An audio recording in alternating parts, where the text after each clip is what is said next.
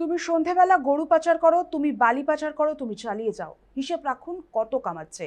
সেই জন্যই এদের রাখা যাবে না। ভাইরাল বিজেপি সাংসদ সুকান্ত মজুমদারের একটি বক্তব্য।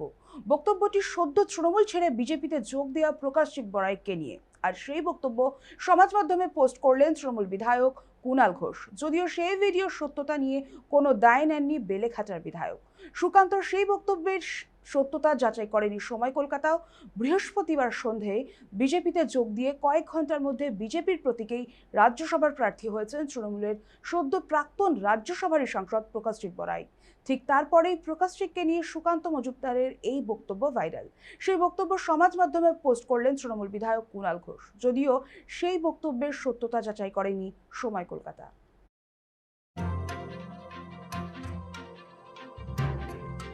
তুমি যেটা করছো সেটা করো। তুমি সন্ধ্যেবেলা গরু পাচার করো, কোনো অসুবিধা নেই বাবা প্রকাশ, তুমি সন্ধ্যেবেলা ওটা চালিয়ে যাও। তুমি বালি পাচার করো, তুমি চালিয়ে যাও। আর আপনারা কি করবেন? আপনার ডায়েরিতে হিসাব করুন বেটা কত কামাচ্ছে। যত কামাবে তার 10 গুণ পেটে পাড়া দিয়ে বের করে জনগণের মধ্যে আমরা ডিস্ট্রিবিউট করে দেব, জনগণকে দেব। সেই জন্য এদের রাখা যাবে না। এই প্রকাশজিৎ বড়াই ঘোষ এর কাজই হচ্ছে ভাইপোর হয়ে গরু পাচার করা আর ভাইপোকে টাকা সাপ্লাই করা। ভাইপোর কাছে টাকা পাঠানো ছাড়া এর কোনো কাজ নেই।